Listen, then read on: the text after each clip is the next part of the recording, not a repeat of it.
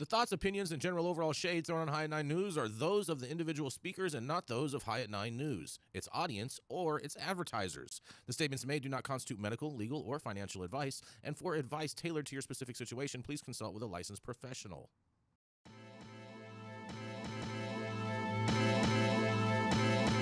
Welcome to the High at 9 News Hour, where you will hear from cannabis industry experts and professionals from around the country talk about important topics while shining light on global issues and discussing cannabis as it relates to politics, regulation and reform, data and technology, science, research and medicine, family and parenting, art, celebrities and entertainment, fitness, sports, mental health and wellness, and plant-based medicines and entheogens. Together, we are building a stronger community, fighting the stigma and creating change.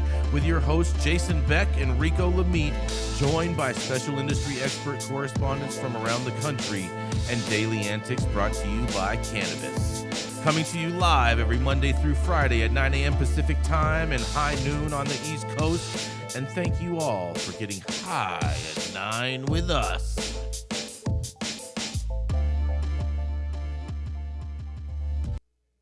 Oh, yeah. Good morning, everybody. Hope you all, man, it's finally Friday, you guys. That's right. It's Friday, August 11th. And today is Play in the Sand Day. So take your kids to the beach. It's also National Raspberry Bombe Day. Global Kinetic Sand Day. Of course, it's Sand Day and Global Kinetic Sand Day all in the same time. National Sons and Daughters Day. So make sure you do something with your kids. Take them to the beach and play in the sand. And, oh, man, this might be the best one yet, you guys.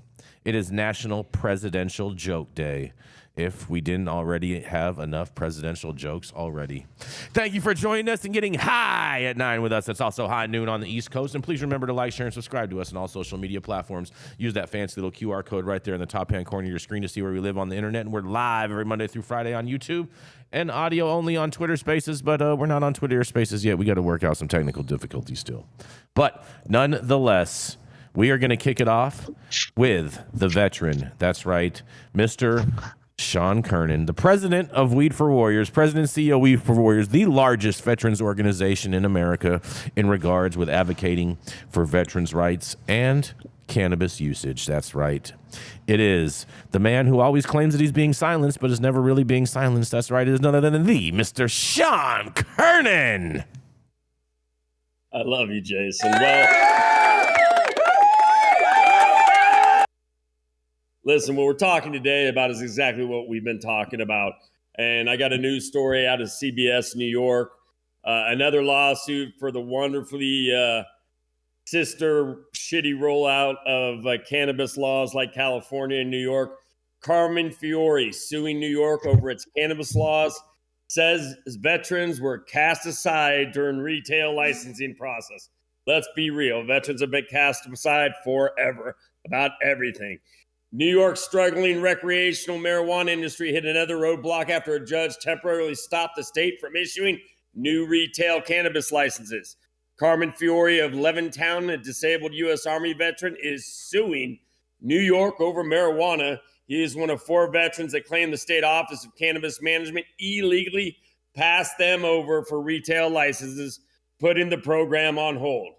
Quote, "It feels like veterans were used to get a law passed." No shit. A good law, one that helps a lot of people and the state as well. Then once it was passed, we were cast aside for a separate agenda, Fiore said. They were called identity politics. When the state legalized recreational use of marijuana and started its nascent marijuana industry, its stated goal was to grant half the licenses to communities with high marijuana arrest rates, minority and women-owned businesses, distressed farmers, and veterans disabled while in service. That was up to the OCM. We were very lucky that I was one of the chosen ones. Kamaldeep Singh said, Singh just opened Strange Stars dispensary, Long Island's first retail marijuana dispensary in Farmingdale. He was chosen because of his past. I was arrested several years ago in Poughkeepsie in my teenage days. Finally, a couple years later, I don't smoke anymore. Singh said it paid off. We got a lot of non-smoking cannabis owners, just irony. Singh also owned a prior business that turned a profit for 2 years, another requirement. Theoretically, the legislature should have passed something initially which would have given the applicants an opportunity, said attorney Ryan McGow. McGow thinks veterans, along with others promised but left out, have a strong case. We do in the court of public opinion, but if we're relying on the courts, legal courts, well, that's an institution in deep despair. They are effectively saying that it's unconstitutional. There could be tons of repercussions. As of right now, no new license will or are being issued, McCall said. A temporary halt won't affect Singh's policy because it's already open. So literally, the guys who did and women who did win love this because now they have a protected market until the shit show fight ends. We have lines outside the store, and thank you, Long Island, Singh said. Very supportive. We are doing great. If the judge extends the restraining order, some in the state believe it will be problematic for a lot of conditional adult use retail dispensary licenses already struggling to finally open and operate. That is the end. Oh, man, oh, man. So these guys have stopped the CURD program, correct? Yep. CURD program is stopped dead in its tracks.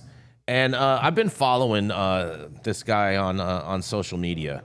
I'm going to, hopefully I can, oh, man, hold on. Here we go.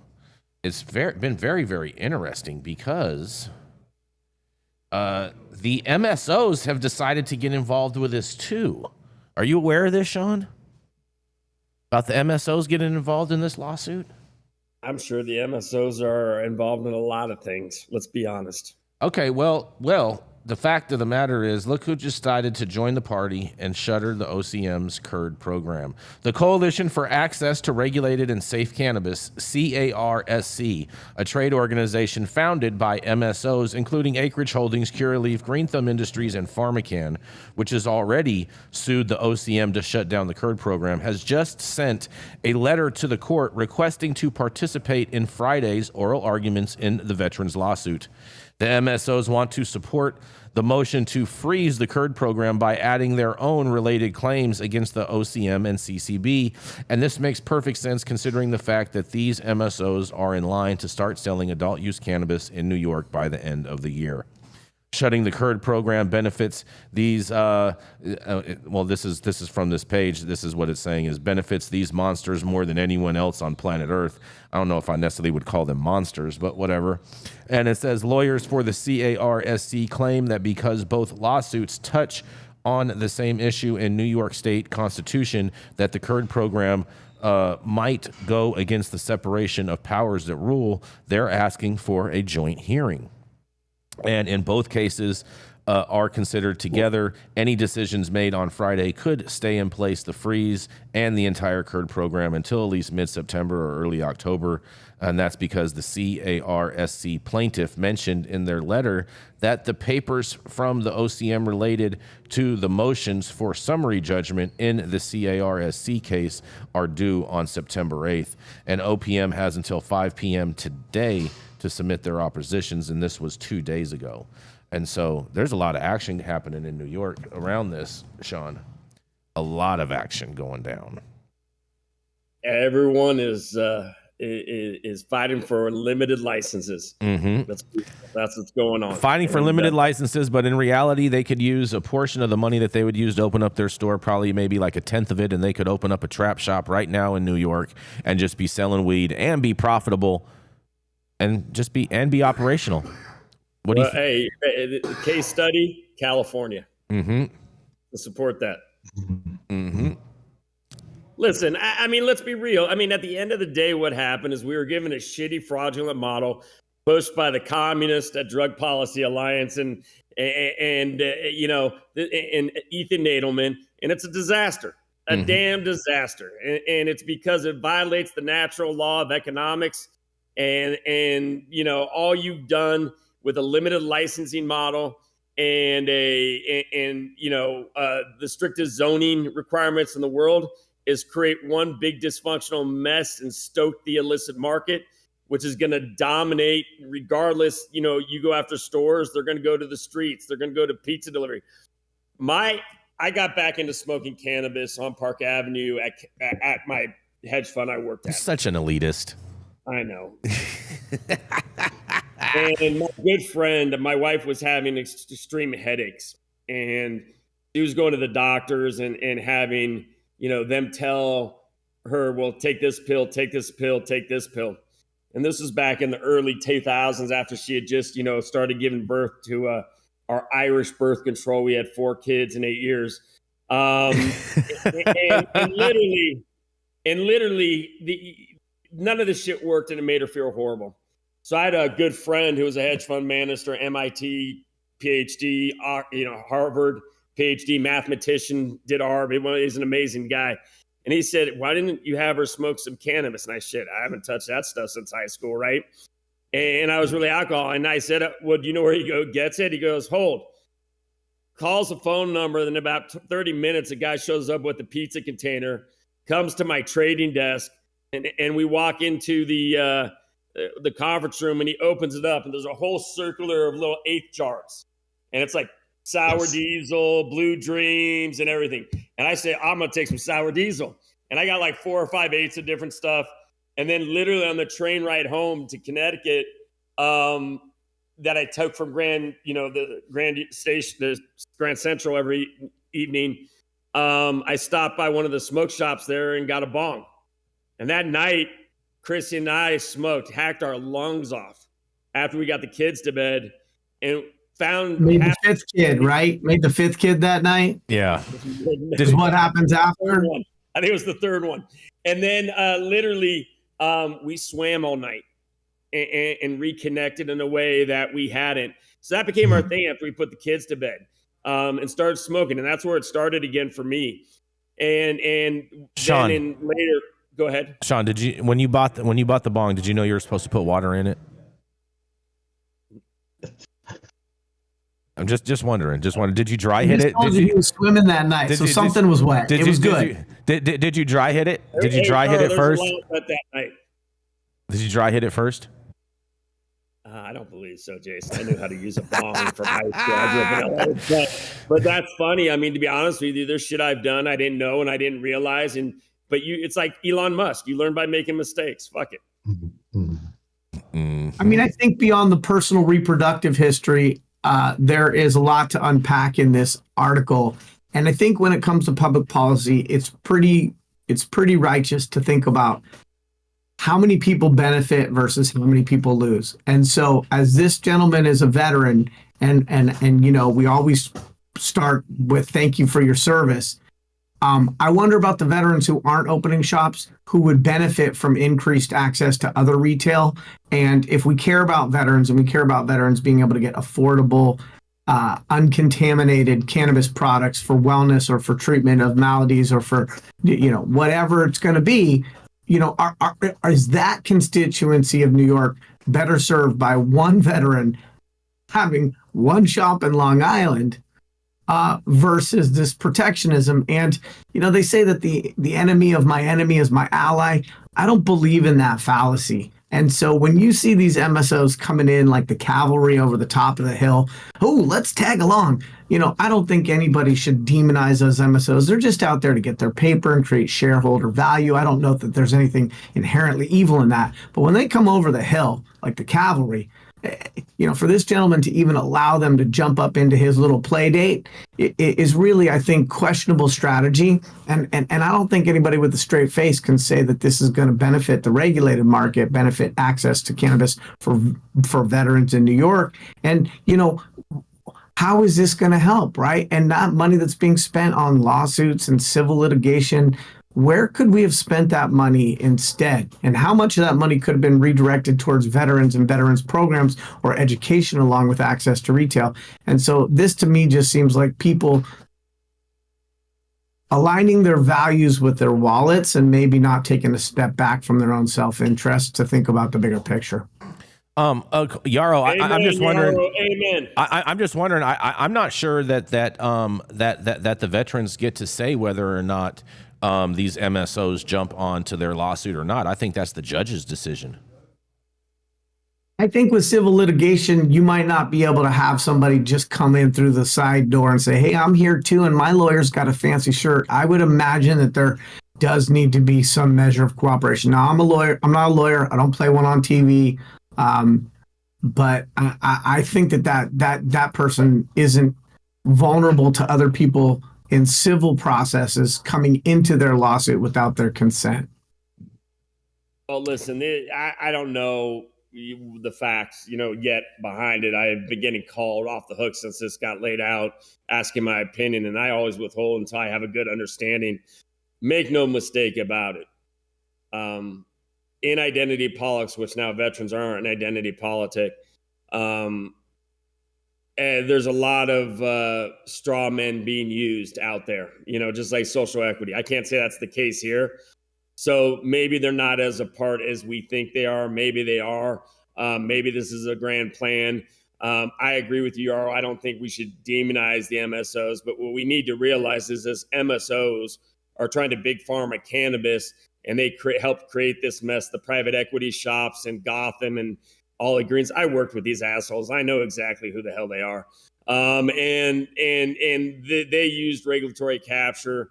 And that doesn't mean they're all assholes of shit. People think I'm an asshole. I think I'm the nicest asshole, but that's a different story.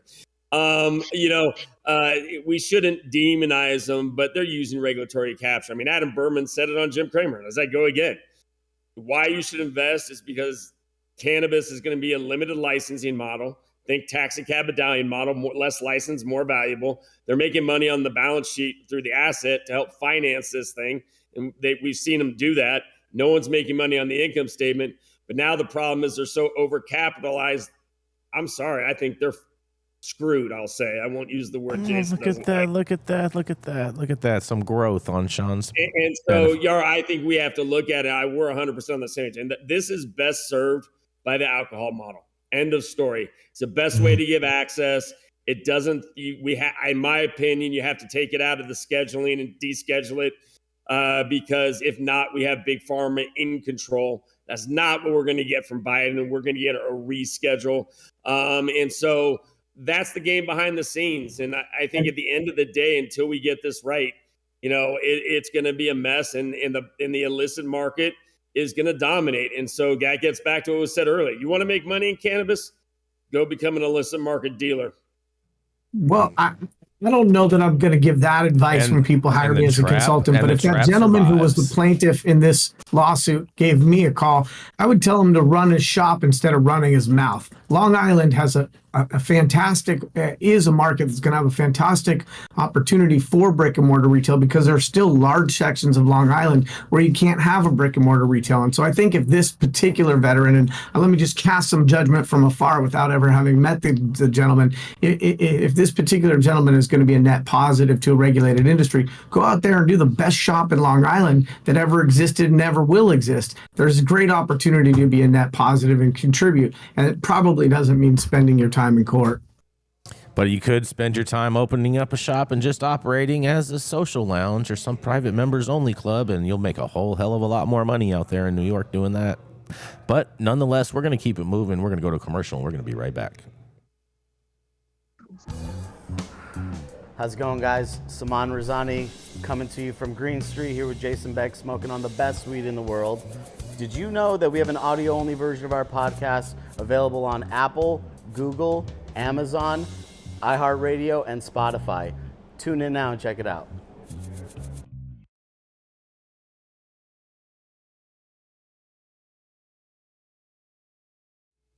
Threaten me with a good time. Yeah. You guys, all your guys is back chatter.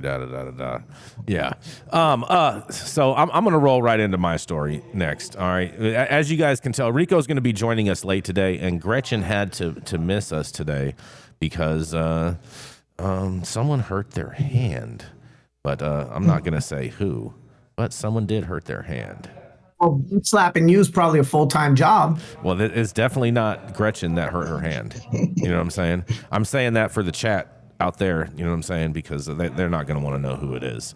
But nonetheless, the federal court strikes down gun prohibition for cannabis users as unconstitutional. Oh, yeah.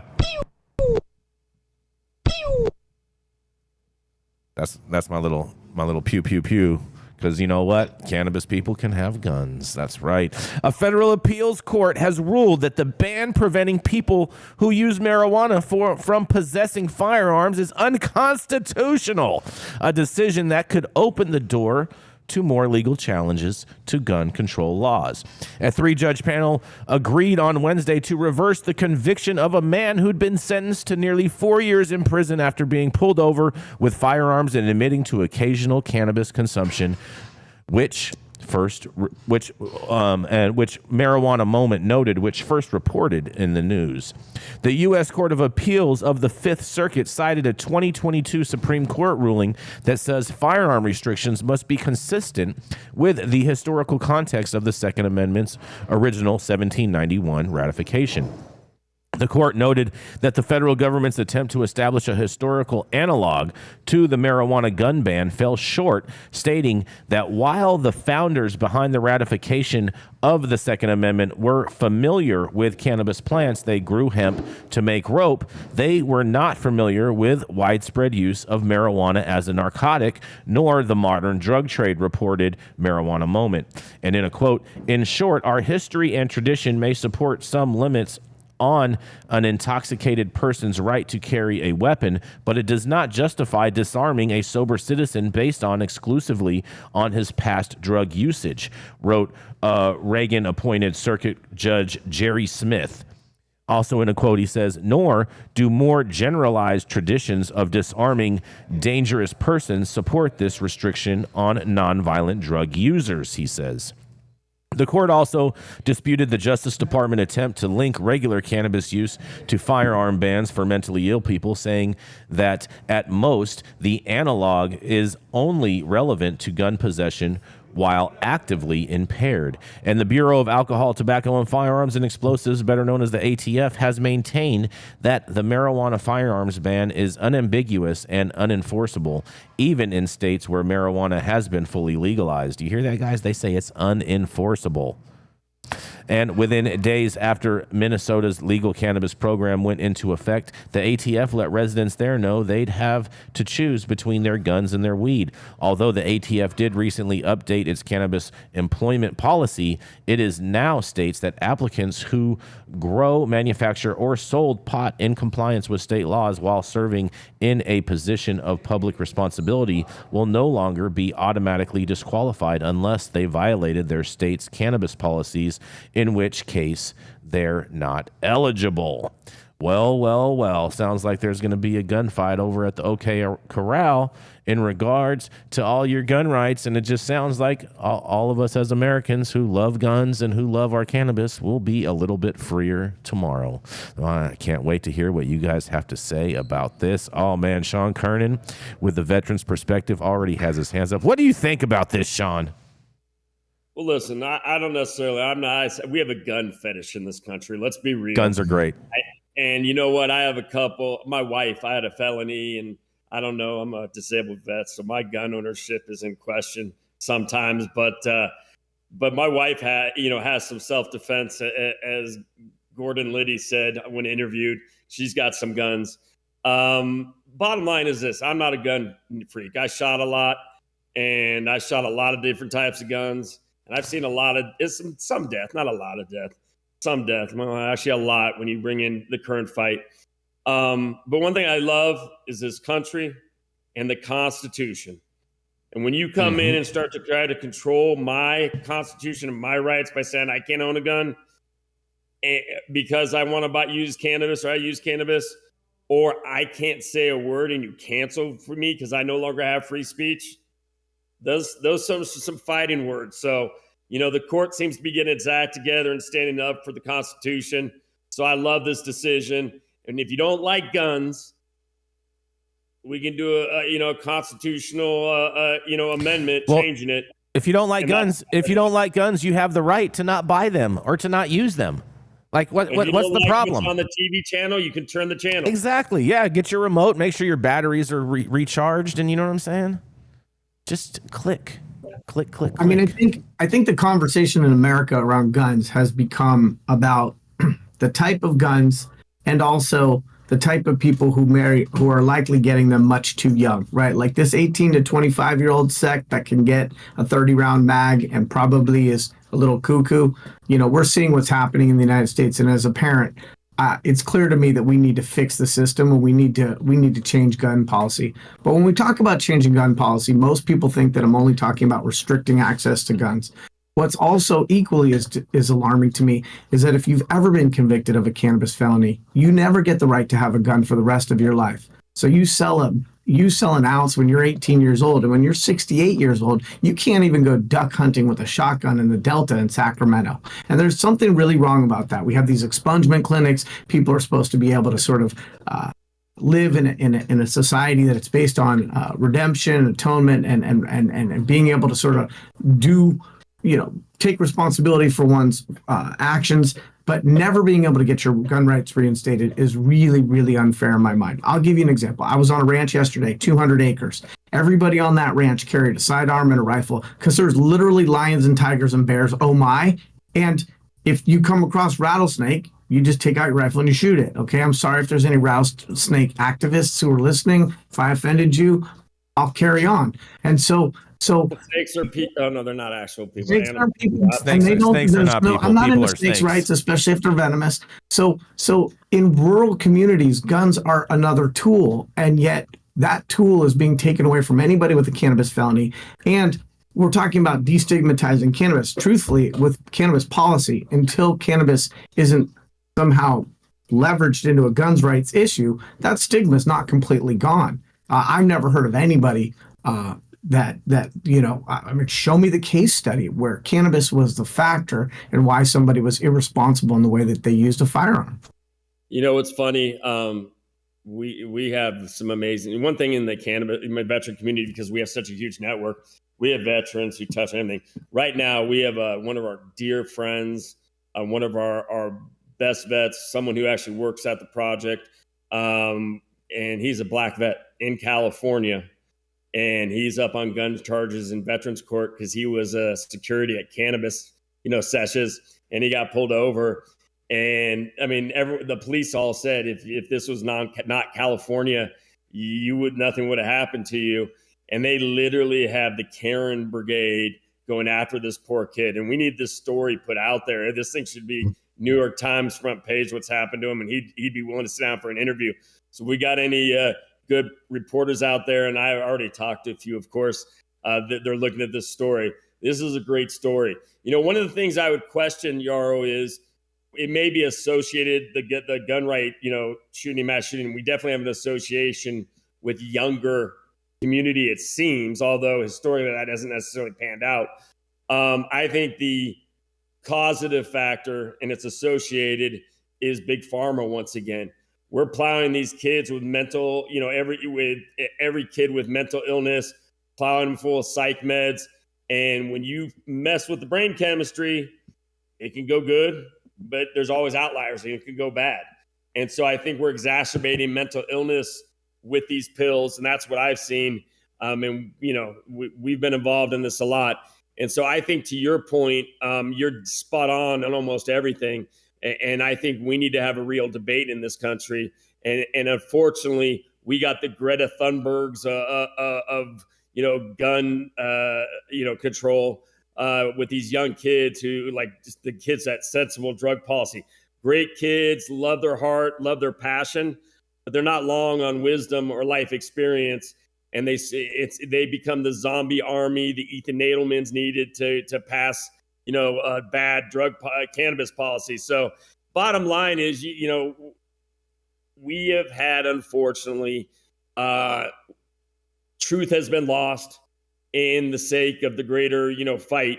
But just like, they see it with Kath on Hunger Games, when you realize the replacement is just as bad as the old person and you end up shooting them too. We need leaders in this country to have these conversations, and that's what we're voting on. I'd be curious to know whether the good doctor who has spent decades writing cannabis recommendations going back to the beginning of the medical era in California, whether any of those patients in the confidential relationship that they had with you as doctor and patient ever discussed, disclosed, or admitted to you that with their cannabis use, they felt violent, felonious acts coming up through their body as they consumed cannabis, and that they thought they would be a threat to themselves or others because they owned a gun? Well, no. Most people definitely, they don't get more violent with cannabis. They get less violent. They use cannabis to deal with their anger or irritability. But this law brings up the question. I mean, you guys have both brought up the question of mental health. And I think that that's the discussion that's happening out there right now, mental health and gun control, which will affect, a good portion of cannabis using patients who use it because of mental health. So I think cannabis is really not the issue. In fact, it's helpful to reduce violence, but mental health is really the discussion. And are cannabis users with mental health issues not going to be able to have guns because of their mental health issue? It's funny, Doc. Let me confirm. Let me tell you what cannabis does. It calms people the hell down. It's great for PTSD. So it can take a potential violent situation and de-escalate it. And I could personally attest to that, not only with myself, but not shooting, but the good old brawl type of trouble. And a lot of veterans were a lot safer with them having cannabis access. I mean, my partner Kevin's 6'5", like 200 insane MMA fighter, heavyweight MMA fighter. He's doing gi right now, and no one in California will fight him. They're trying to give him heavyweight amateur. He's not a black belt yet, but he's working up in this discipline. And if that guy's not medicated, holy smokes. You know what I'm saying? So bottom line is, I would actually say cannabis is the safer substitute. Absolutely. But is he allowed to have a gun because of his mental illness? Well, again, you know what? I don't know about him. I know a lot of people who can't have guns because of their mental illness, and they'd be the most safest gun owners. And a lot of them are, to be honest with you, because this is what people don't get. You can't control this stuff.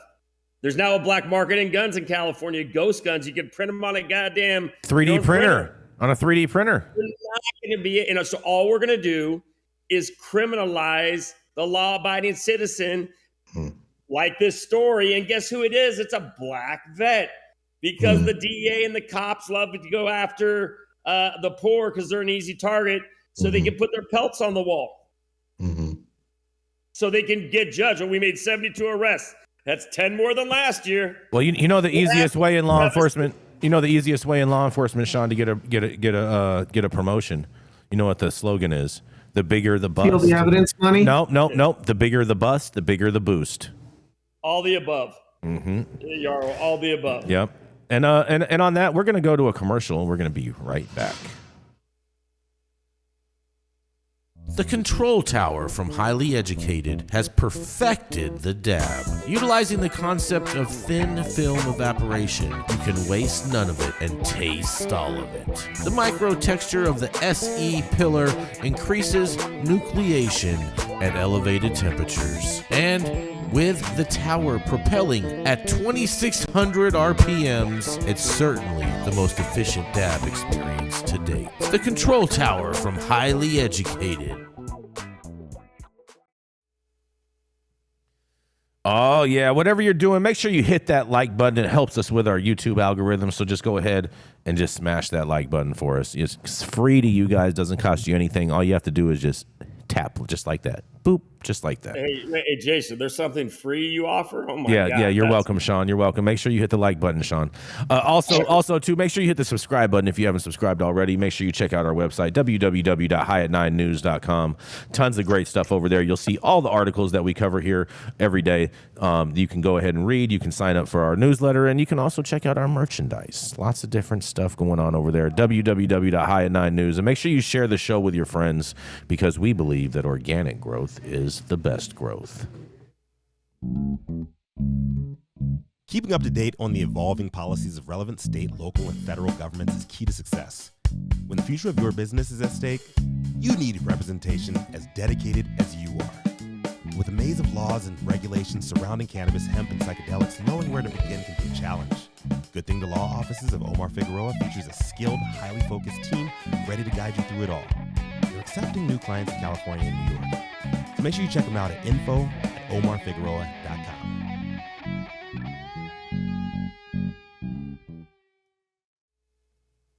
Coming up next, it is the doctor who has been writing medical cannabis recommendations longer than Gen Z has been alive. That's right, it is none other than the Dr. Gene Talleyrand.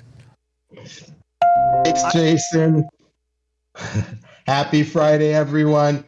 My story today comes from the San Diego Union Tribune. It's an opinion piece by Shelby Huffaker. The title is "States Are Scrambling to Regulate Cannabis. Federal regulations would ensure safe access." Think for a moment about the assumptions you hold about the medications you take. Are you sure that the Tylenol in your medicine cabinet contains the exact dose of acetaminophen advertised on its label? Do you know for certain that your asthma medication is not depositing harmful pesticides in your lungs? In the United States, we are fortunate to have a robust regulatory system for ensuring medications are held to the highest safety standards. Looks like she's talking about the FDA. Unfortunately, with cannabis classified as Schedule 1, there's no way to regulate it for the benefit of medical patients and non-medical cannabis consumers alike. States use a patchwork approach to regulating cannabis. A recent analysis by Americans for Safe Access revealed that states vary dramatically in their approaches to regulating cannabis product quality, if they have any approach at all. In addition to human rights issues caused by the decades of cannabis criminalization, the lack of federal oversight creates an environment where medical cannabis patients' needs remain unmet. You might be thinking that this opinion is intended to promote Americans for Safe Access legislation, and you'd be right. So let's just skip to what is ASA proposing. First, the question of the creation of a federal office of medical cannabis and cannabinoid control. The office would be under the Department of Health and Human Services and would facilitate medical cannabis research, regulate the production of medical cannabis, and facilitate public-private partnerships for production and research. Second, the legislation creates a new Schedule 6 for cannabis under the Controlled Substances Act. Currently, Schedule 1 substances are considered most abused with the least medicinal value, and Schedule 5 are least abused. Cannabis would have its own schedule, Schedule 6, because it's the only controlled substance that is naturally derived. Alcohol and tobacco are both natural, but not controlled substances. Americans for Safe Access doesn't support descheduling cannabis because it doesn't address the need for regulatory oversight of product safety, research, and development. So the only problem I see with this proposal is that it's ignoring the adult or recreational user. On the other hand, it's focusing on the medical consumer. And as a medical professional, I'm completely fine with it.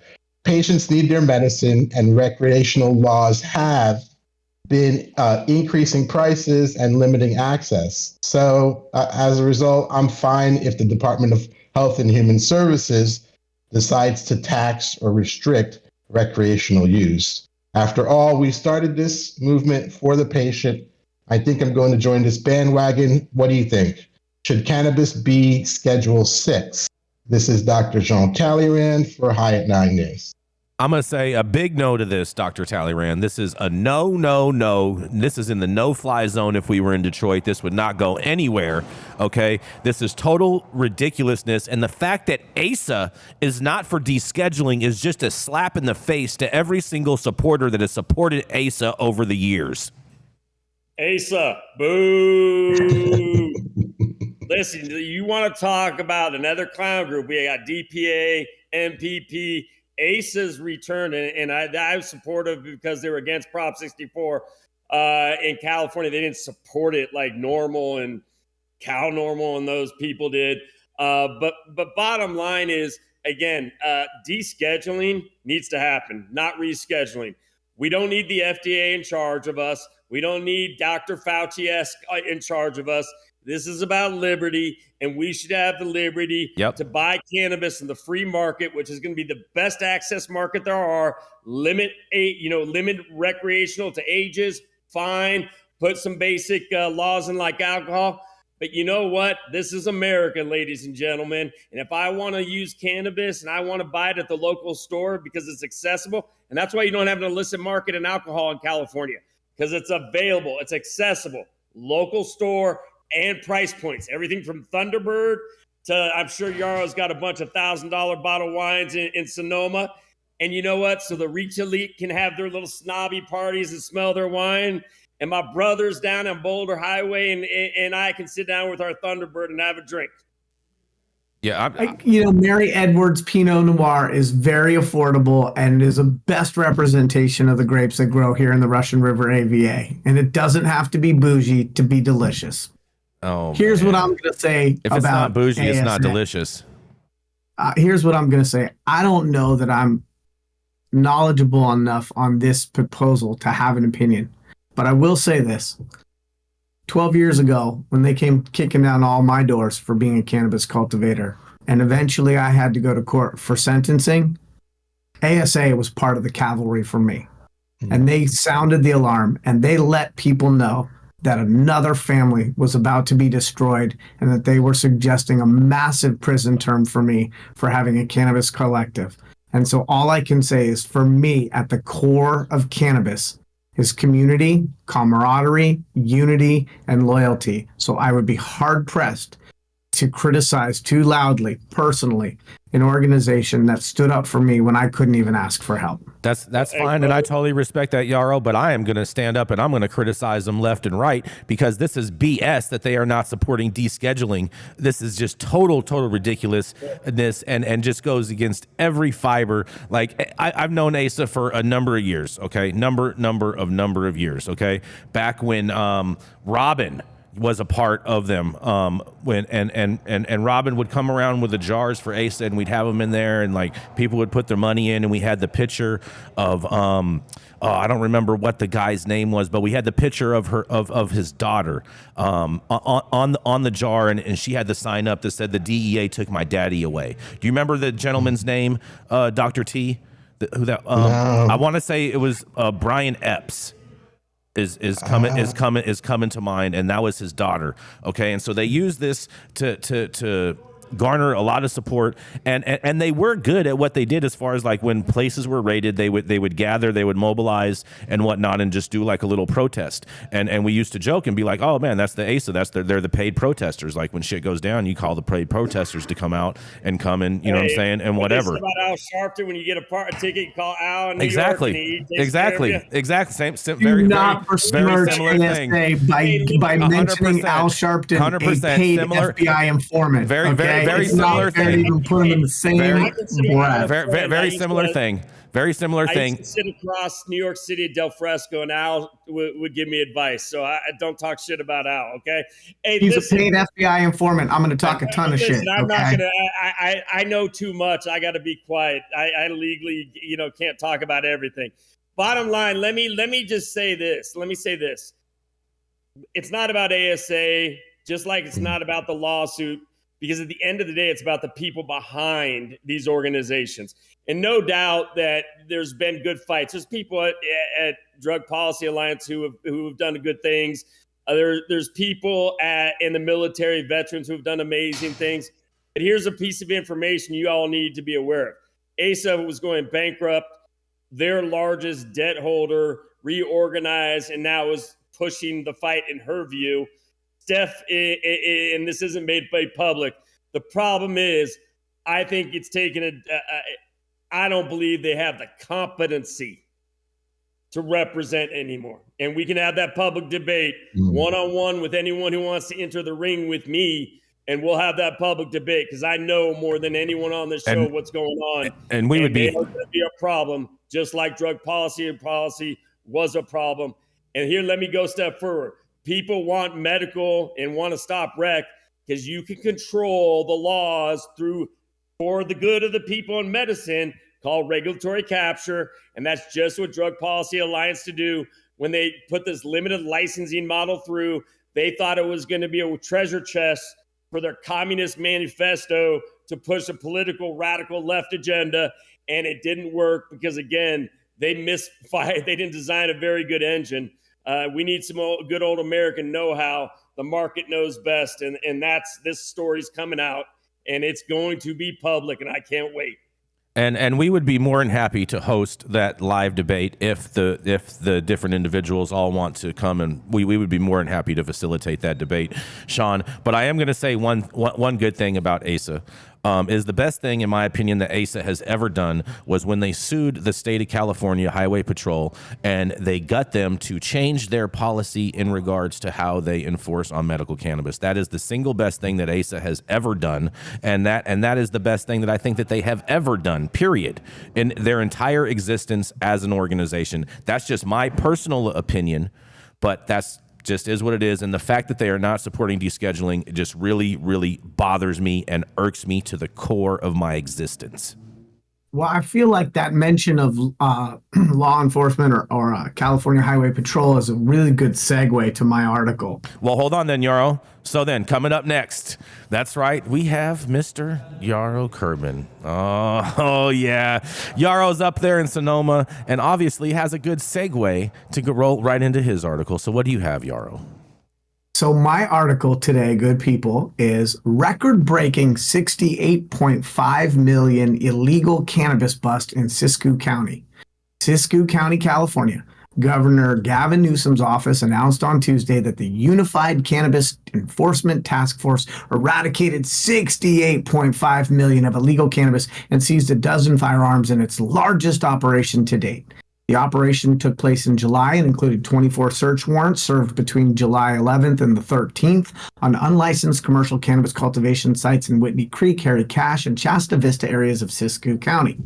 This operation's eradication included more than 67,000 illegal cannabis plants and seized over 8,000 pounds of illegal processed cannabis worth an estimated $68.5 million.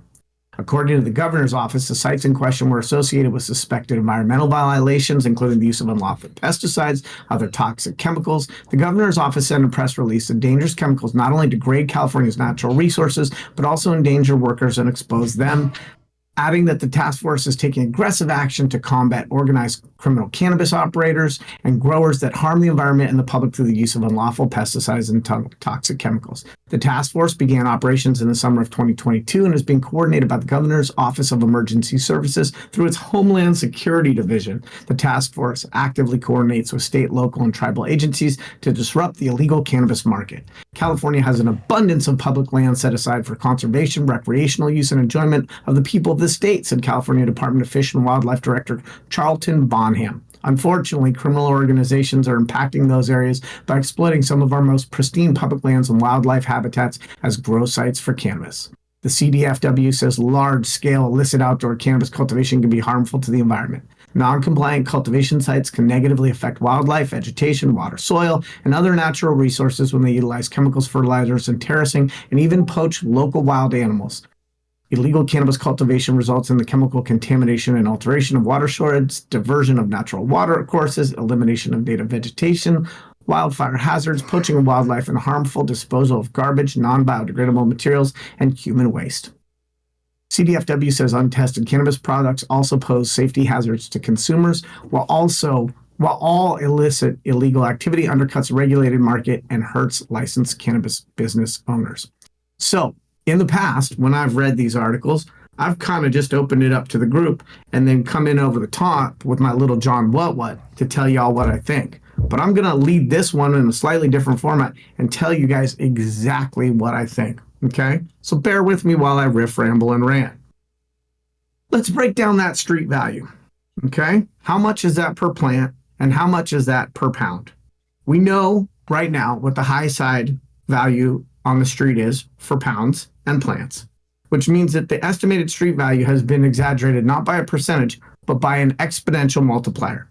And what street is it that they're talking about? Is that Boardwalk or Park Place? Because that's awfully expensive. And when you justify with your street value, what constituents, what group is that they're trying to create trust with? Because the sad part is that inflated street values have been a part of the press releases, and politics justifying enforcement for decades. It's nothing new and represents the same old optics and politics that have been used to justify enforcement and prohibition. Instead of talking about estimated street value, how about sharing with the public the cost to the taxpayer for these enforcement actions? If that same money was used for tax relief to create a more sustainable regulated industry, would it have a better potential effect on unregulated cannabis production? And aren't we a society that is still struggling with communities not trusting law enforcement? So how is it that you are going to come in here and lie to my face yet again about the street value? So I broke that street value down because I have a little calculator on my iPhone. 8,000 pounds and 67,000 plants. If those pounds were outdoor and they were selling for 500, that's $4 million. And if those plants were $5 a cut, that's $335,000 for less than a $5 million street value. Okay, so that's a low side. Let's go to the high side of reasonable, the box seats, the chronic of Narnia, the best of the best. Those 8,000 pounds at $2,000 a pound is 16 million, and those 67,000 cuts at $20 a cut is 1.35 million. So the high side value for this haul and seizure is 17.5 million, and the governor's office and CDFW and law enforcement have the audacity to sit here and lie to the public and tell us that they just took $67 million off the streets. I think that we all agree, and it's not a partisan position, that we need better transparency with government and society to create and rebuild trust. And when you come out with a press release justifying what you've done, you don't talk about the cost of what you've done, but you use that street value to anchor and tether your justifications for what you do. I'm just going to argue that the only people who benefited from this were the people who were on overtime when they kicked in those doors at 5:45 a.m. Oh, man. Yeah, I like what you did with all that math right there. I just wish you had a whiteboard behind you so you could have demonstrated and showed it to us. Hey, Rico, welcome. Yes. You with us, Thanks. Rico? I'm here. Can you hear me? We can hear you. We can hear you. Yes. Yes. You made it. Finally, it's about time. Nice of you to show up so late today. 8 minutes to go. Yeah, exactly. Exactly. Hey, look, man, I got a job too, so I got a job. Sometimes things come up, and I got a diapers ain't cheap. Diapers ain't. You know what I'm saying? It's not in Joe Biden's America. They're not. That's for sure. Facts. Neither are Depends. I will not argue with that. Neither are Depends. So, Depends guys, aren't cheap speaking either. of shitting the bed, what do you guys think about my article and the fact that this government in this state is still justifying antiquated prohibition methods by using street value on a street that doesn't exist? Our progressive, gun-hating environmentalists in California are pursuing the same model that we did, and we use black and brown people as the front lines of their bad policy when they, quote, arrest and drug value to justify the unions getting more paying jobs. You hit it on the nail on the head. I don't need to say anything more. Yarrow, perfect. Hey, Sean, you look very Richard Nixon-esque when you do that two twos up right there, just so you know. Hey, you know who I prefer to Richard Nixon? Che Guevara.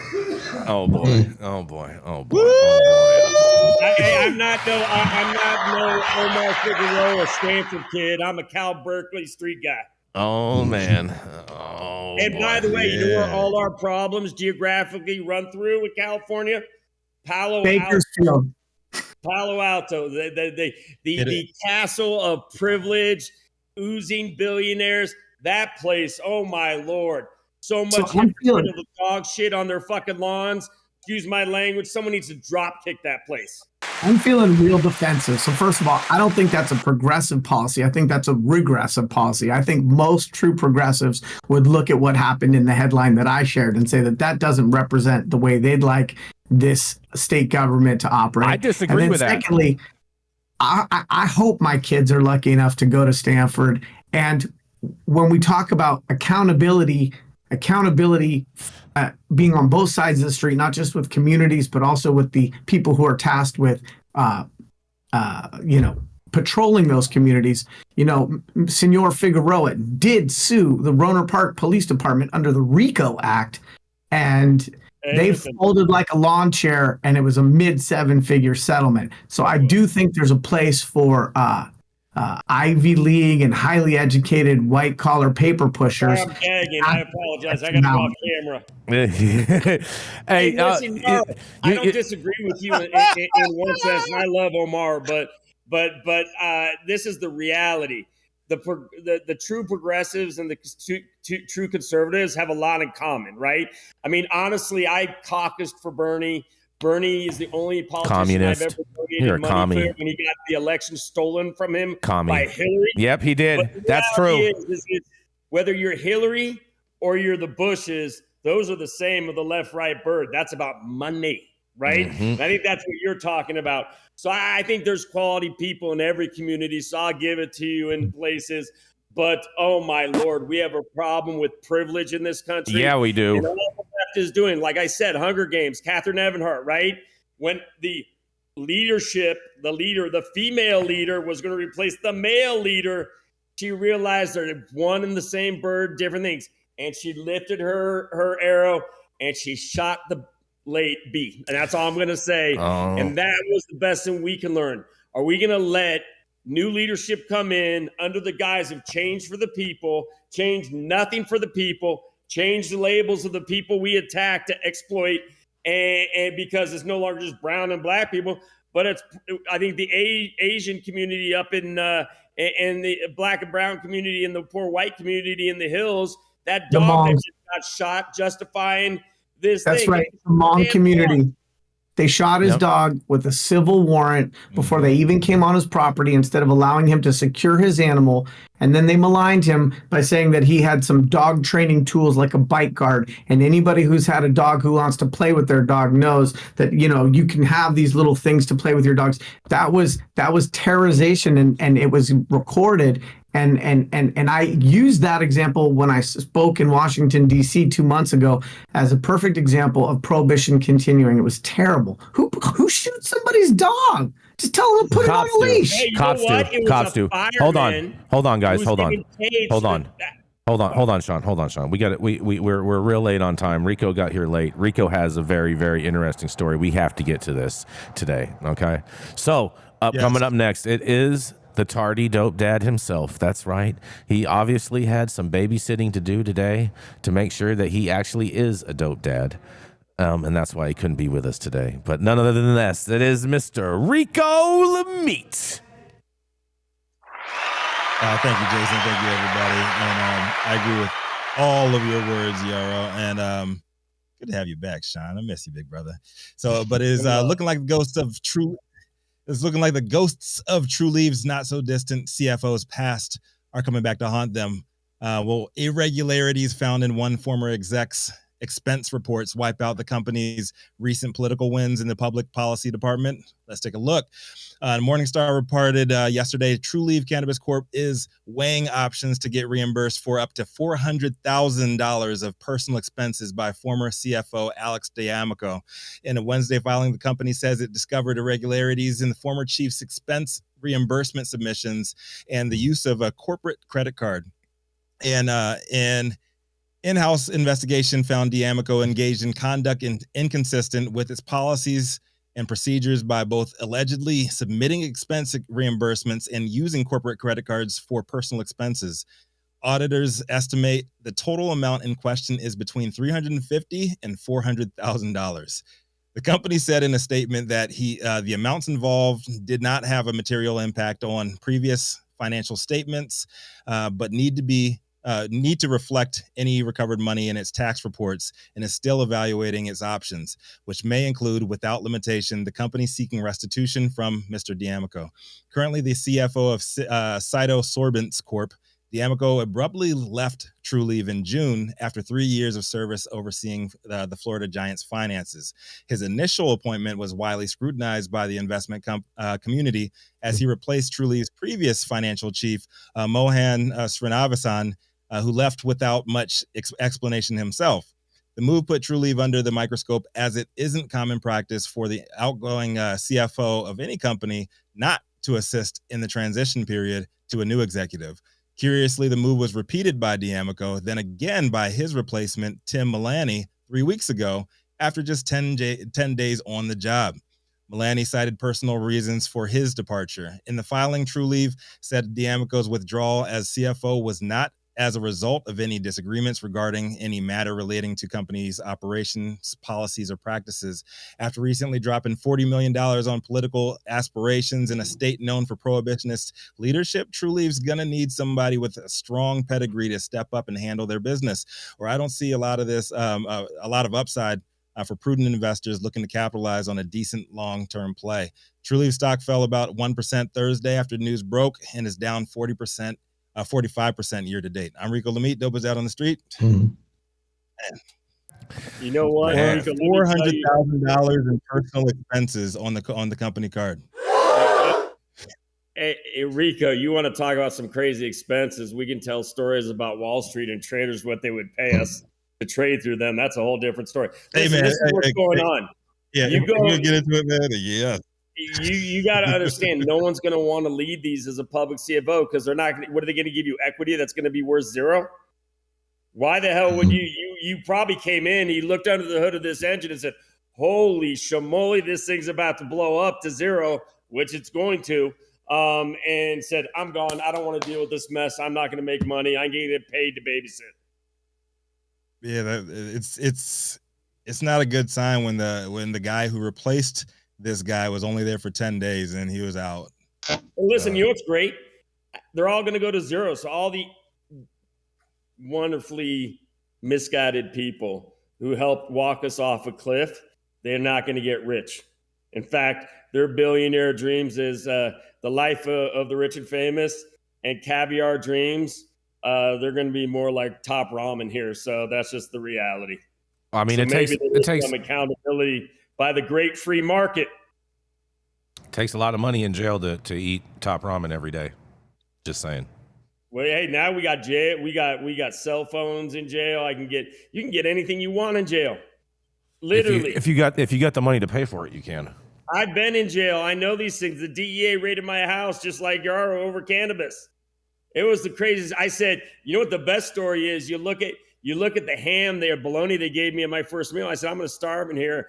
And my wife, who was in the female section when we met, because they arrested her too, because she wouldn't turn and talk to me. And the DEA agent literally said, "Well, I'll arrest you too if you don't, don't talk." And she said, "For what?" And he goes, "I don't know. I'll make it up." Her and I had to spend $100,000 bail each to get out. And the DEA is on record from the San Diego CPS saying they tried to talk at San Diego CPS into holding our kids, even though there was the CPS knew me because I'm a disabled vet. They're like, there's no way there's nothing to hold them on. Cannabis, the kids didn't show any negative benefit. They're amazing athletes. They're amazing academics. We're not holding them. And the CPS go ahead. CPS has been used as an enforcement weapon against cannabis defendants. They arrest you on a Friday. They take your kids to CPS over the weekend. You freak out. But what I want to just remind you, Sean, is that the next time you have these massive bails to deal with, just call your friend, the CFO at TrueLeave. They'll just put it on the credit card for you, dog. It ain't a thing, okay? That is a minor blip on their personal expense report. So now that now that you're more informed, you know who to call when you've got an extra six-figure bail fee. The problem is, I think that check may bounce the way things are going for them. And what do you think about all this, Dr. Talleyrand? You got a lot of laughs. And you got to look to the leadership in a company like this. What is the CEO doing? It seems that there's this revolving door of CFOs that come in and mess up this company. It's problematic. How do we know it's not actually just Kim Rivers that is directing all this and just making it look like it's the CFOs that are doing this? Usually you got to look up. This is a tough one. It just looks like the CFO position is a revolving door over there. Maybe they're just not watching that position. Like, So maybe I no don't one even know where wants to to work start for with this. Kim. Maybe no one wants to work for Kim because she's trying to get him to do something fraudulent. Listen, this is equality as our feminists want it today, and I'm a feminist. So I am a feminist, but the Fox feminists, they want the equality to be as equally sociopathic as the sociopaths who've been running corporate America. That's the true equality they want. I mean, I feel like the 10 days on the job for the next CFO is as alarming as somebody getting caught with their hand in the cookie jar, because it takes you longer than 10 days to get that job. I know kids who can last at a Taco Bell getting grease splattered in their face longer than that. And that's a not very well-paying job. So I think that there's definitely cause for concern. If I was a stockholder, I would be you know what, wondering where the accountability was going to come from. You know what I think she should look? Concerned a long time ago, not before you know, this. You know where she should look. You know where she should look to find her next CFO is right out here in Hollywood, because we have the whole strikes and everything going on. So there's tons of fall guys out here that are just looking for work that would love to have a job. That truly somebody could write her a better script, right? Exactly. We got all these creatives and script writers who are striking. They could write something better for True Leaf. 100%. They could write something way better for True Leaf. Exactly right. Well, you know what? I don't know what you to say. I'm not happy with True Leaf because they've left Homegrow off. So you know what? Kim needs to be in our sights here, and I think ridiculing her might be the right thing to do. Although sometimes just being quiet, watch these people hang themselves figuratively, not literally. It is the way to go. And go ahead. We do a rebrand. Less than True Leaf. Oh boy. Hey, listen, I think what we do is buy all their footprint out of bankruptcy and literally make it Weed for Warriors left to right across America as the Jack Daniels of cannabis. Yeah, I just hope that their movement doesn't lose steam, because it seems like it has been picking up for the advocates down there that are pushing to get that ballot measure going. I don't know how that's because of that $40 million she's already put in. Rico, that's only because of that $40 million, bro. It might be why a dude bounced. The activists aren't pushing for this. Okay, all the people, because they want to have Homegrow on there, and they don't want True Leaf to be the sole monopoly out there in Florida. So they're not necessarily for this. I'm not buying that part. Genius. We had somebody on that said that we actually had somebody on that said that they don't mind True Leaf. They're a small operator and said they don't mind True Leaf footing the bill for it because it wouldn't get done. Period. Well, listen, if you're going to disagree with that. Listen, if you're part of the nobility class, it's amazing how universal. Listen, I worked on Wall Street. You know who hates each other? All the big pharma companies hate each other. Guess who speaks with one voice in D.C.? All the pharma companies. That doesn't mean they're pushing good policy because the nobility agrees. They want to shackle us. They want to keep us as peasants, and they want their tiding up to them that it greatly distorts their value contribution to the chain. We need liberty. We need Homegrow because it's about access, because we have a suicide epidemic going on, and everywhere cannabis is accessible, what do we have? Lower suicides, lower overdoses. And I would say no to the Florida, because you know what? The illicit market is providing access in Florida. We have veterans running these sessions. And the best thing about the current situation is cannabis is decriminalized to a good extent. And so they're hard to crack down. Let's not pursue bad policy for the sake of speed. And that cements the oligarchy, that problems you have in New York and California. Let's say no to bad policy that enriches the few, because we need cannabis access and government for the people, by the people, for the betterment of our communities. That was a great close. Yarrow, final word. You are located down in Florida, right?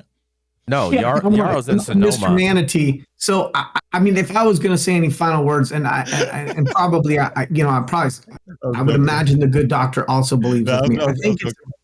I think it's a really easy litmus test to know whether an organization or a person is in favor of plant medicine and increased access for all constituents with a single question: are you opposed to modest home grows for private citizens when it's locked and it's still an age-restricted area? And so if the answer is you're against home grows, then you're not the cannabis people, industry, constituents, advocacy groups that I want to be affiliated with. It's really, really simple. If we want people to be able to enjoy it, then they have to be able to put a plant in the ground, buy $17 worth of potting soil, and water it. And if they can't do that, then it's protectionism. There's a real easy litmus test. Hold on, Sean. There's a real easy litmus test for this, Yarrow, is because we covered a story about there trying to be something on the ballot to allow for home grow. So let's see if True Leaf puts any money behind this in the signature gathering round, and that'll be proof for your pudding right there. That's where the $400,000 from their CFO went. It was a side contribution for the home grow. Yeah, that is definitely not the case. Wrap this out. We are over time today. This is great. This is a great conversation. This is a great debate, and I love this, man. I love it. And we were all down for home grow. Maybe, as Jason says, they'll evolve on that issue.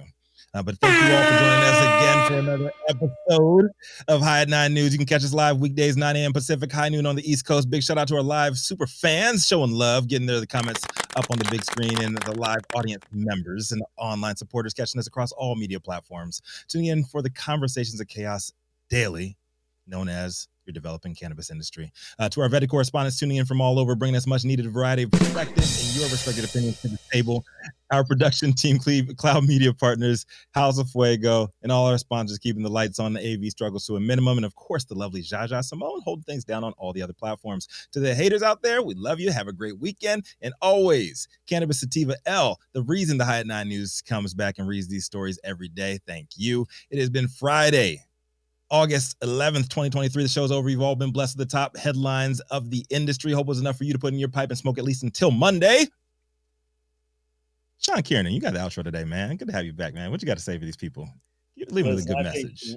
There was just news. We didn't get to it. I'll get to it next week, Jason, if you had him on, talking about suicides increasing just like overdoses. Go ahead and read the headline, Sean. Okay, well, listen, this is the headline. U.S. suicides hit an all-time high last year. My son should not have died, said Christina Wilbur, whose son died of suicide last year. They go on in Associated Press and talk about 49,500 people took their own lives last year. But this is high. Everyone's heard of 22 a day with veterans. That was the study that came out. But there's a lot of problem with the data. They reconstituted the data and said only 20. That was propaganda. They purposely bought it lower because we were gaining too much traction in addressing this issue. Well, a study released in 2022 found that as many as 44 veterans die on average per day from suicide when accounting overlooked causes of death that are aligned with suicidal and self-harm behavior, which is 2.4 times greater than the official estimate. And so I'm going to tell you the 49,500 number in this article is wrong. It is understating the suicide crisis, and the government and the power brokers who don't want change continue to lie to us and continue to use regulation to control the game that's causing this problem. These unintended consequences are self-made errors, and we live in America. And it's time we stand up and start fighting for our brothers and sisters. And there's no place, and that's black, brown, poor white community, rich white people, rich black people who are good people need to step up and say, not in our name, no more. And this 15th, we're going to have a press conference and a lot of news coming out of Patterson, California. That's, I think, going to make national headlines, and it's going to hit this issue on the head. It's time to take back our country, ladies and gentlemen. Please join us or at least support us. God bless America.